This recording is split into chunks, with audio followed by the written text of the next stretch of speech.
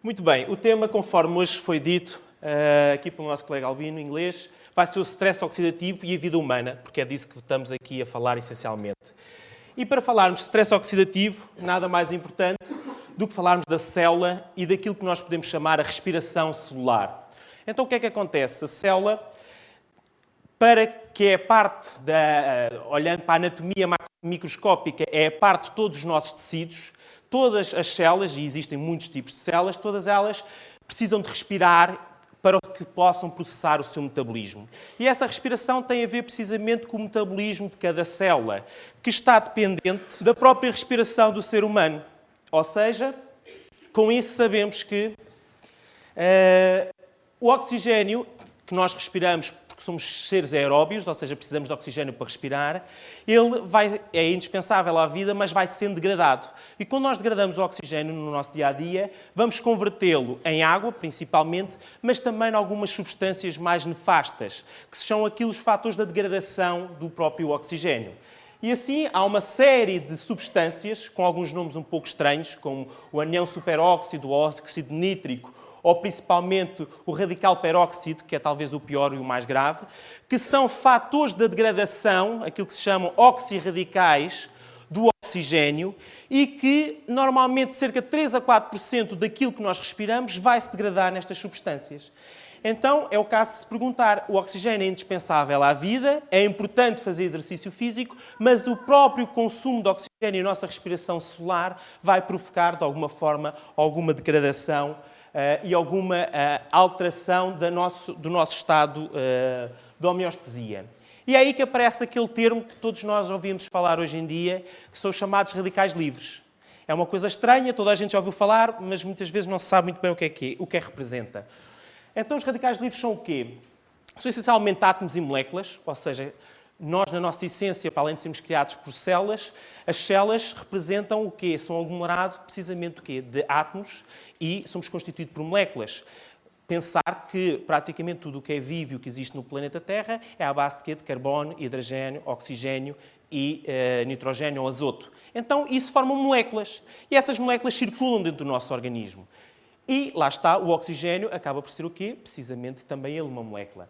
Ora, quando temos moléculas e átomos a circundar no nosso organismo, se houver em algum momento, uma alteração da estrutura química desse átomo ou dessa molécula, essa alteração dessa estrutura vai formar, eventualmente, aquilo que se chama um radical livre. Isto porquê?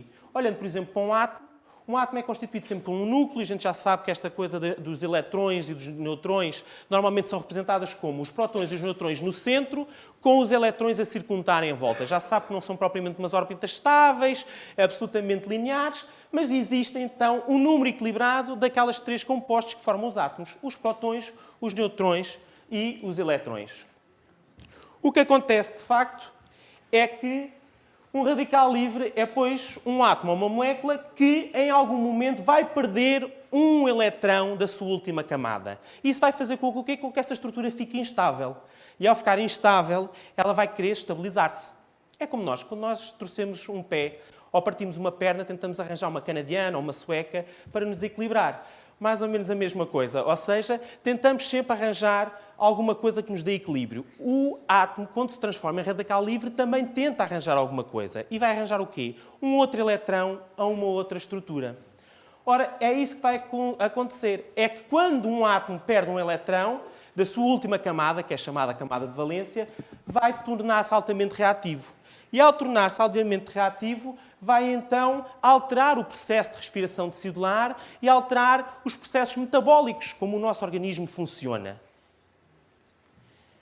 Isso, normalmente, o que vai acontecer, então, é que o radical livre vai, então, buscar a outros átomos aquilo que supostamente lhe faz falta. E vai criar uma cascata. Porquê? Porque, por sua vez, esta estrutura, que era um átomo equilibrado, vai esta estrutura ficar desequilibrada. E então vamos criar um efeito cascata, um efeito dominó, em que cada vez vai haver mais alterações dentro do nosso organismo. Isso é particularmente importante. Porquê? Porque o equilíbrio elétrico, e nós somos um ser elétrico e químico, vai ser alterado. Uma forma simples de explicar isso é aquilo que nós chamamos de oxidação. Praticamente todas as estruturas no planeta Terra oxidam, umas mais que outras. Há uma coisa que nós fazemos na escola, aprendemos logo quando muito novos, que é cortar uma peça de fruta, nomeadamente uma maçã, uma pera, uma banana, e que vemos que em contacto com o ar, essa mesma estrutura, o que é que acontece? Vai oxidar. Ou seja, a estrutura ao entrar em contacto com o ar vai degradar-se, normalmente fica com uma cor alterada e vai perder componentes. Aquilo que nós dizemos muitas vezes do sumo de laranja, que se o sumo de laranja não for bebido imediatamente a ser feito, passado algum tempo, algumas horas, perde qualidade. Aqui é a mesma coisa com esta maçã. Esta maçã aqui em baixo oxidou e perdeu algumas das suas componentes mais importantes. Então o que é que acontece? A oxidação no nosso organismo também acontece. É um processo endógeno que se deve manter em equilíbrio. Agora, nós temos mecanismos para que isso aconteça. E alguns desses mecanismos são, por exemplo, algumas enzimas metabólicas que nós próprios produzimos. Uma das formas de nós vermos como é que podemos evitar a oxidação é, com certeza, pegar nesta mesma maçã e pôr-lhe um bocadinho de sumo de laranja ou sumo de limão. Aliás, toda a gente faz de vez em quando salada de fruta e às vezes é o que se faz. Para quê? Para que a salada de fruta mantenha o seu bom aspecto. Isto porquê? Porque o sumo de limão, por exemplo, tem ácido cítrico e ácido ascórbico que funcionam como conservantes naturais e que vão manter o bom aspecto da nossa maçã e vão evitar o quê? O processo ou o fenómeno de oxidação. Então, se nós fazemos isto na salada de fruta que ingerimos, para termos vitaminas, minerais e fibras, então também podemos fazê-lo para nós próprios, para a nossa própria oxidação. E é isso que se pretende mostrar aqui hoje. O que acontece é que esse equilíbrio de oxidação que acontece dentro do nosso organismo, muitas vezes vai ser agravado com outros fatores externos, exógenos, e que todos nós conhecemos, não é? Muitíssimos destes fatores são comuns a todos nós.